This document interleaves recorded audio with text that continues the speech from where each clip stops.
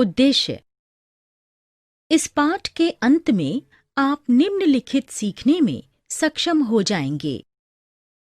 ये समझने में कि मुद्रा एक मध्यवर्ती वस्तु है जो किसी भी लेन देन के लिए दोनों पक्षों को स्वीकार्य है। ये समझने में कि किसी भी निश्चित समय पर कितना द्रव्य रोक कर रखना चाहिए, इस निर्णय के लिए द्रव्यता के लाभ और पूर्व निश्चित ब्याज को गंवाने के बीच सामंजस्य करने पर विचार करना पड़ता है। ये समझने में कि अर्थव्यवस्था में मुद्रा के लेन देन की मांग अर्थव्यवस्था में किसी समय की इकाई में कुल लेन देन की मात्रा के एक अंश मात्र के अतिरिक्त कुछ भी नहीं है। ये जानने में कि जितनी बार एक मुद्रा की इकाई एक अवधि में एक हाथ से दूसरे हाथ में जाती है, उसे मुद्रा के संचरण की गति कहा जाता है। ये समझने में कि क्यों आमतौर पर ब्याज दर को अवसर लागत या शेष धन रखने का मूल्य माना जाता है। ये जानने में कि आरक्षित जमा अनुपात अर्थात आरडीआर व्यावसायिक बैंकों द्वारा रखे जाने वाले कुल आरक्षित जमा का अनुपात है। ये जानने में कि किसी व्यक्ति की साख उसकी वर्तमान संपत्तियों या संपार्श्विक द्वारा तय की जाती है, जिसे उसने ऋण चुकता करने की सुरक्षा के रूप गिरवी रखा है या रखने की पेशकश कर सकता है। ये जानने में कि मुद्रा गुणक अर्थव्यवस्था में उच्च शक्तिशाली धन के स्टॉक में धन के स्टॉक का अनुपात है। ये जानने में कि गारंटी की प्रणाली सभी व्यक्तिगत खाताधारकों को आश्वस्त करती है कि संकट के समय पर उनके बैंक केंद्रीय बैंक की सहायता से उनके धन को वापस करने में सक्षम होंगे। ये समझने में कि आरबीआई अर्थव्यवस्था में हाई पावर्ड मनी के स्टॉक को बढ़ाने या घटाने के प्रयास में सरकारी प्रतिभूतियों को सामान्य जनता को बिक्री या उनसे क्रय करता है। ये जानने में कि हाई पावर्ड मनी के स्टॉक में वृद्धि आरबीआई की कुल देयता के बराबर होती है। ये जानने में कि आरबीआई हाई पावर्ड मनी और कुल मुद्रा की आपूर्ति को अपरिवर्तित रखने के लिए अर्थव्यवस्था में विदेशी मुद्रा के प्रवाह की मात्रा के बराबर कैसे सरकारी प्रतिभूतियों की खुली बिक्री करता है। मुद्रा की भूमिकाएं और प्रक्रियाएं। मुद्रा विनिमय के माध्यम के रूप में मुद्रा का प्रमुख भूमिका शायद लेन देन की सुविधा के लिए विनिमय के एक माध्यम के रूप में कार्य करना है। मुद्रा के बिना आर्थिक विनिमय को वस्तु विनिमय कहा जाता है, जिसमें एक दूसरे के साथ वस्तुओं और सेवाओं के सीधे विनिमय की आवश्यकता होती है। ये आवश्यक रूप से आवश्यकताओं के दोहरे संयोग की समस्या को दूर कर देता है, क्योंकि इसे सभी द्वारा अपनी व्यक्तिगत आवश्यकताओं और विकल्पों के बावजूद सभी विनिमयों के लिए माध्यम के रूप में स्वीकार किया जाता है। मुद्रा लेखा की और मूल्य संचय की एक इकाई। लेखा की एक इकाई के रूप में मुद्रा विनिमय योग्य वस्तुओं और सेवाओं के मूल्यों के एक सामान्य मापक के रूप में भी कार्य करती है। आपूर्तिकर्ता और क्रेता दोनों ही कीमतों के पैमाने पर वस्तुओं के मूल्यों के ज्ञान की सहायता से आपूर्ति और खरीद के संबंध में निर्णय लेने में सक्षम हो जाते हैं। विनिमय के एक भली भांति संतोषजनक माध्यम के रूप में समय के साथ मुद्रा अनिवार्य रूप से अपना मूल्य बरकरार रखती है, इसलिए ये संचय मूल्य के रूप में भी कार्य करता है। इसके विपरीत यदि मुद्रा में अधिक समय तक संचित रखने में सक्षमता न होती, तो विनिमय के दौरान इसके मूल्यवान होने के बावजूद भी दोहरे संयोग की आवश्यकता इसे इस प्रकार बाध्य कर देती कि इसे किसी भी प्रकार से विनिमय के माध्यम के रूप में रखा ही नहीं जा सकता था। विलंबित भुगतान के लिए मुद्रा एक मानक। मुद्रा विलंबित भुगतान के लिए मानक के रूप में भी कार्य करती है। उदाहरण के लिए, भारत में रुपए को खाते की एक इकाई के रूप में आगे किए जाने वाले भुगतान या भविष्य में किए जाने वाले भुगतान के मानक के रूप में स्वीकार किया जाता है। विश्व भर में मुद्रा को ऋणग्रस्तता को हटाने के लिए विलंबित या भविष्य में किए जाने वाले भुगतान के स्थायी माध्यम के रूप में उपयोग किया जाता है। मुद्रा के आधार पर ही ऋण और भविष्य के लिए किसी भी प्रकार के अनुबंध किए जाते हैं। मुद्रा की मांग। द्रव्य या तरल संपत्तियों की परिभाषा, जिसे आप अपने स्वामित्व में रख सकते हैं, मुद्रा के रूप में सरलता से विनिमय कर सकते हैं, उसे द्रव्य संपत्ति कहा जाता है। संपदा के मामले में हमें उसके बाजार मूल्य के बराबर नकद मूल्य में परिवर्तित करने के लिए उसे बेचना पड़ता है। अचल संपत्ति या संपदा के मामले में यदि इसे समय से पहले बेचा जाए तो हानि उठानी पड़ सकती है।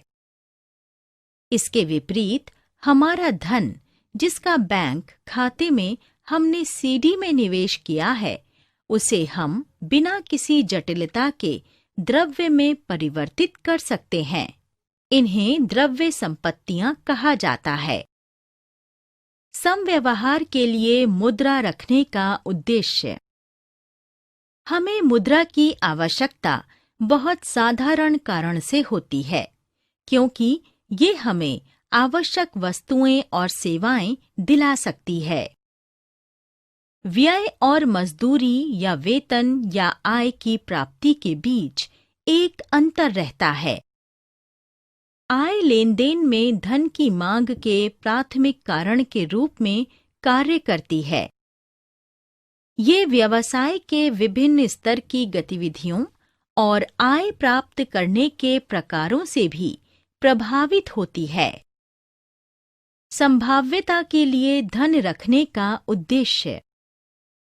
निवेशक या व्यापारी भविष्य में आने वाले सर्वोत्तम निवेश अवसर के लिए भी धन को रोक कर रखते हैं। अंततः एक निवेशक सदा ही अपने पोर्टफोलियो में एक समुचित राशि को द्रव्य के रूप में संचित करना चाहता है। सट्टे के प्रकार पर चर्चा करके हम ये दर्शा सकते हैं कि लोग अपने धन को बॉन्ड्स या द्रव्य शेष के रूप में भी रखते हैं। मूल रूप से ब्याज दरों में परिवर्तन की संभाव्यता लोगों को भविष्य की कार्यवाही के लिए बॉन्ड्स या नकद शेष के रूप में रखने हेतु प्रेरित करती है। आधुनिक अर्थव्यवस्था में मुद्रा की पूर्ति। मांग जमा। हम कह सकते हैं कि मुद्रा करेंसी और सिक्कों के साथ मांग जमा भी है। इन्हें कई डिपॉजिटरी संस्थानों में खातों को चेक करने के लिए उपयोग किया जाता है। हालांकि वे सामान्य रूप से वाणिज्यिक बैंक ही हैं, जहां हम मुद्रा को उसके वास्तविक स्वरूप में ही मापते हैं। आधुनिक अर्थव्यवस्था में आर्थिक लेन-देन के लिए कई प्रकार की वित्तीय संपत्तियां, जो मुद्रा के ही कई रूपों में कार्य करती हैं, मौजूद होने से ये बहुत जटिल हो गया है। फिएट मुद्रा और वैध मुद्रा। एक जीन्स होने के नाते फिएट मुद्रा का मुद्रा से कम मूल्य होता है। उदाहरण के लिए, यदि मुद्रा ठोस सोने से बनी हो तो ये फिएट मुद्रा नहीं होगी। अर्थात इसका अर्थ है कि ये घोषणा का एक रूप है जिसे उन मामलों में देखा जा सकता है जहां सरकार ने एक राष्ट्रीय मुद्रा घोषित किया है, ताकि उसे वैश्विक रूप से स्वीकृत विनिमय के माध्यम के रूप से मान्यता मिल सके। आमतौर पर किसी देश की सरकार देश के भीतर हर प्रकार के सार्वजनिक या निजी ऋण के भुगतान के लिए पूर्णतः स्वीकृत वैध मुद्रा के रूप में अपनी राष्ट्रीय मुद्रा की घोषणा करती है। अंततः मुद्रा को एक ऋण के रूप में और मुद्रा की आपूर्ति को मुद्रीकरण के एक विशिष्ट रूप में देखा जा सकता है। इसका अर्थ है कि हम अपनी मांग, जमा और मौद्रिक संपत्ति को उस धन के मुद्रीकृत रूप में देख सकते हैं। बैंक के परिप्रेक्ष्य में मांग जमा देता है और इस प्रकार ये एक ऋण होने के कारण खाता धारकों द्वारा अपना धन निकाले जाने के लिए भी उपलब्ध होना चाहिए। संकुचित और व्यापक मुद्रा। जिस गणना में M1 अपॉन M0 मुद्रा का संकीर्णतम या सर्वाधिक सीमित रूप है और आर्थिक लेनदेन का आधार बन जाता है, उसमें हम संकीर्ण या व्यापक मुद्रा की अवधारणा देख सकते हैं। आमतौर पर M1 या M0 मुद्रा के संकीर्ण रूप को दर्शाता है और M2 या M3 या M4 मुद्रा के व्यापक रूप का प्रतिनिधित्व करता है। M4 मुद्रा के व्यापक आपूर्ति को दर्शाता है। व्यापक मुद्रा में कई प्रकार के जमा उन्मुखी खाते सम्मिलित होते हैं, जो परिपक्व होने के लिए कम से कम 24 घंटे या अधिक का समय लेते हैं और इस प्रकार उन तक पहुंच सक्षम है। इन मामलों में एक विशिष्ट अवधि की आवश्यकता होती है। इस प्रकार उनमें दीर्घकालिक अवधि की जमा पात्रता भी होती है। बैंकिंग व्यवस्था द्वारा मुद्रा का सृजन।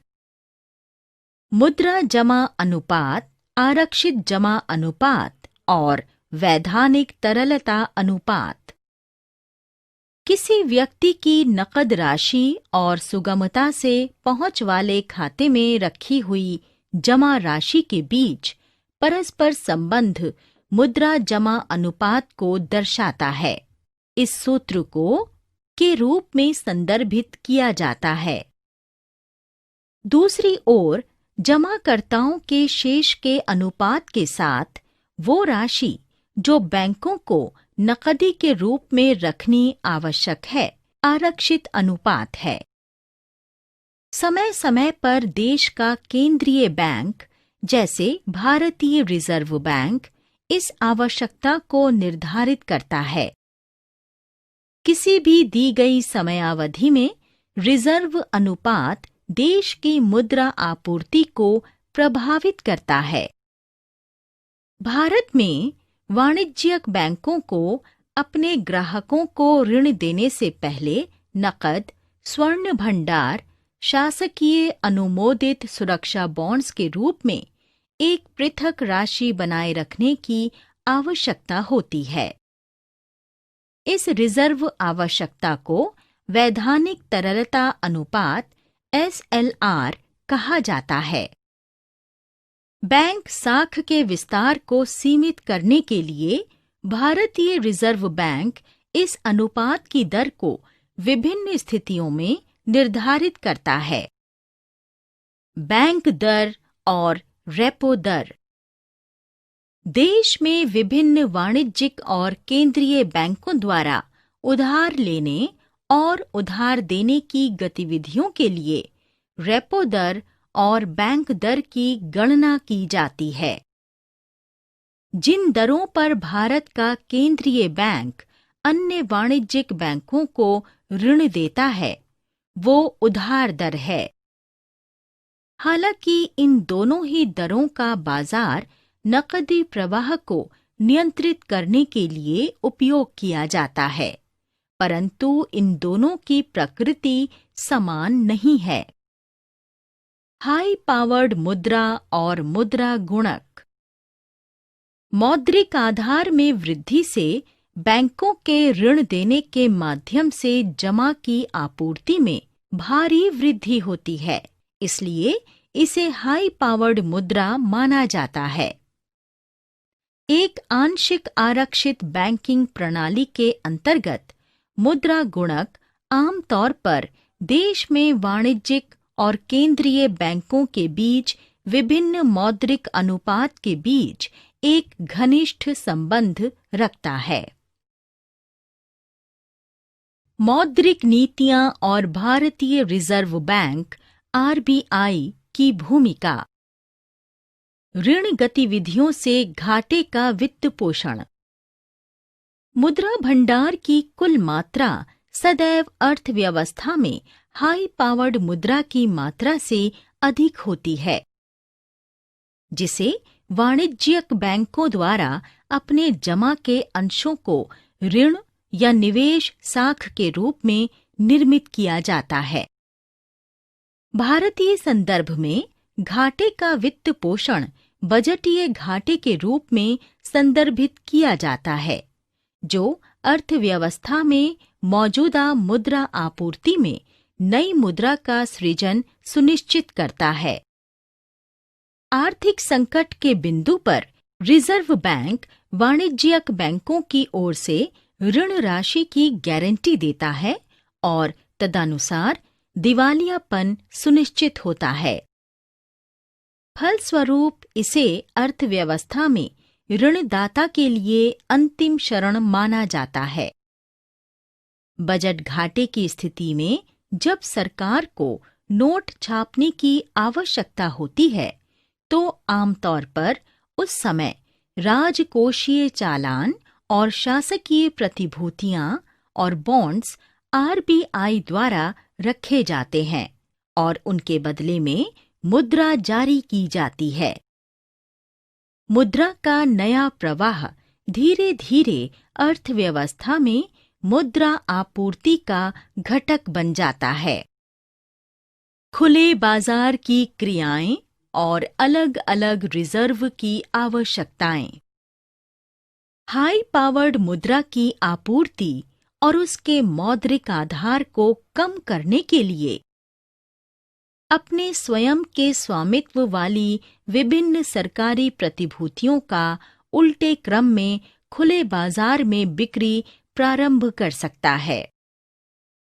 नकद रिजर्व अनुपात और वैधानिक तरलता अनुपात के विभिन्न मूल्य आरक्षित जमा अनुपात के मूल्यों में परिवर्तित होते रहते हैं, जो दूसरी ओर अर्थव्यवस्था में मुद्रा आपूर्ति की मात्रा को बदल देते हैं। बैंक दर नीति और आरबीआई द्वारा अर्थव्यवस्था को बाह्य आघातों से सुरक्षित करना।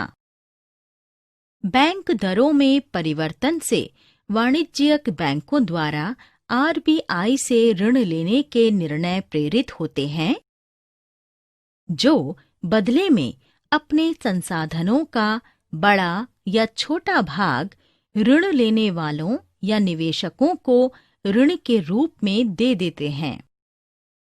आरबीआई के प्राथमिक उद्देश्यों में से एक है अर्थव्यवस्था को आकस्मिक बाह्य आघातों से सुरक्षित करना, इस प्रक्रिया को स्थिरीकरण भी कहा जाता है। सारांश: हमने जो कुछ सीखा है उसे संक्षेप में दोहराएं। आधुनिक अर्थव्यवस्था में लोग व्यापक रूप से दो उद्देश्यों से मुद्रा रखते हैं: समव्यवहार प्रयोजन और संभाव्यता प्रयोजन। मुद्रा खाते की एक इकाई और विनिमय के माध्यम के रूप में और अतिरिक्त मूल्यों के संचय के रूप में कार्य करती है। मुद्रा की आपूर्ति में करेंसी नोट और सिक्के और बैंकों द्वारा आयोजित मांग और आवधिक जमा सम्मिलित होते हैं, जिन्हें द्रव्यता के घटते क्रम के अनुसार संकुचित और व्यापक मुद्रा के रूप में वर्गीकृत किया जाता है। अर्थव्यवस्था में लेनदेन की मांग इकाई अवधि में अर्थव्यवस्था के कुल लेनदेन के अंश मात्र के अतिरिक्त कुछ नहीं है। प्रतिस्पर्धी बाजार संपत्तियों की स्थिति के अंतर्गत बॉन्ड्स की कीमत सदैव इसके वर्तमान मूल्य संतुलन के बराबर होनी चाहिए। जितनी बार एक मुद्रा की इकाई एक अवधि की इकाई में जितने हाथों में से निकलती है, उसे मुद्रा संचरण की गति कहा जाता है। ब्याज दर को आमतौर पर एक अवसर लागत या धनराशि रखने का मूल्य माना जाता है। मुद्रा जमा अनुपात (CDR) जनता द्वारा बैंक में जमा के रूप में रखी गई राशि का अनुपात है। अर्थव्यवस्था में मुद्रा की कुल मांग समव्यवहार मांग और सट्टा मांग से बनती है। उच्च बैंक दर RBI से धन उधार लेना महंगा बना देती है और फलस्वरूप व्यावसायिक बैंकों को एक स्वस्थ आरक्षित जमा अनुपात RDR बनाए रखने हेतु प्रोत्साहित करती है। आरक्षित जमा अनुपात RDR वाणिज्यिक बैंकों द्वारा आरक्षित रखे गए कुल जमा का अनुपात होता है। किसी व्यक्ति की साख को उसके वर्तमान संपत्तियों या संपार्श्विक से मापा जाता है, जिसे वो उधार चुकता करने के लिए सुरक्षा के रूप में गिरवी रखता है या रखने के लिए पेशकश कर सकता है। भारतीय रिजर्व बैंक सरकार द्वारा जारी किए गए ऋण, बॉन्ड्स या प्रतिभूतियों को प्राप्त करता है और उनके बदले में मुद्रा जारी करता है। मुद्रा गुणक अर्थव्यवस्था में हाई पावर्ड मनी के स्टॉक और मुद्रा के स्टॉक का अनुपात होता है। गारंटी की व्यवस्था सभी खाताधारकों को ये आश्वस्त करती है कि संकट की स्थिति में उनके बैंक केंद्रीय बैंक की सहायता से उनका धन वापस करने में सक्षम है। एक केंद्रीय बैंक के रूप में RBI अर्थव्यवस्था में हाई पावर्ड मनी के स्टॉक को घटाने या बढ़ाने के प्रयास में जनता को सरकारी प्रतिभूतियों की बिक्री या क्रय करता है। हाई पावर्ड मनी के स्टॉक में वृद्धि RBI की कुल देयता के बराबर होती है।